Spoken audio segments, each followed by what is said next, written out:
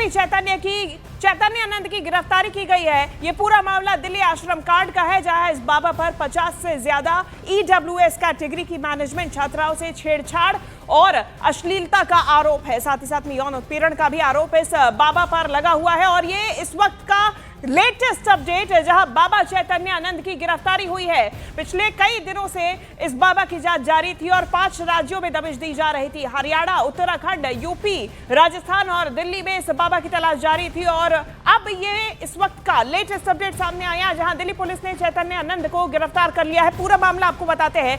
दिल्ली में वसंत कुंज के पास ये मैनेजमेंट इंस्टीट्यूट था, जिसका ये बाबा चैतन्यानंद संचालक था। इस पर आरोप है कि EWS कैटेगरी के माध्यम से जितनी भी छात्राएं यहां पर पढ़ने आती थी, इनके साथ में यौन उत्पीड़न करता था।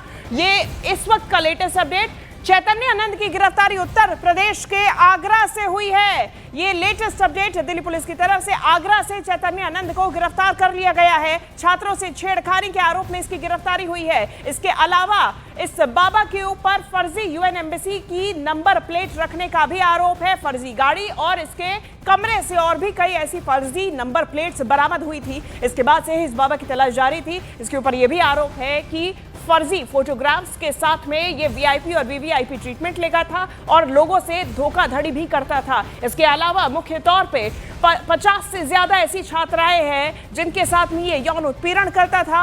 इन्हें मैसेजेस करता था कि तुम्हें विदेश घुमाने ले जाऊंगा, तुम्हें किसी प्रकार की खर्च करने की जरूरत नहीं है। साथ ही साथ में इस बाबा के कमरे के अंदर किसी के आने की इजाजत नहीं थी, लेकिन ये इन लड़कियों को अपने कमरे में बुलाता था। अब इस बाबा चैतन्यानंद से पूछताछ की जाएगी। यूपी के आगरा से इसे गिरफ्तार कर लिया गया है। साथ ही साथ में इसके राजदार कौन कौन है, इसका भी पता लगाया जाएगा। चूंकि छात्राओं का आरोप है कि इंस्टीट्यूट के अंदर भी कई ऐसी महिलाएं अध्यापक थी जो चैतन्यानंद के साथ मिली हुई थी, और इसीलिए इसे बड़ी कामयाबी के तौर पर देखा जा रहा है। 5 राज्यों में अलग अलग जगहों पर छापेमारी की जा रही थी। आनंद तिवारी इस वक्त हमारे साथ फोन लाइन पर मौजूद है। आनंद, ये बड़ी कामयाबी है, कैसे गिरफ्तारी हुई, कैसे पुलिस को लीड मिली, क्या जानकारी मिल रही है?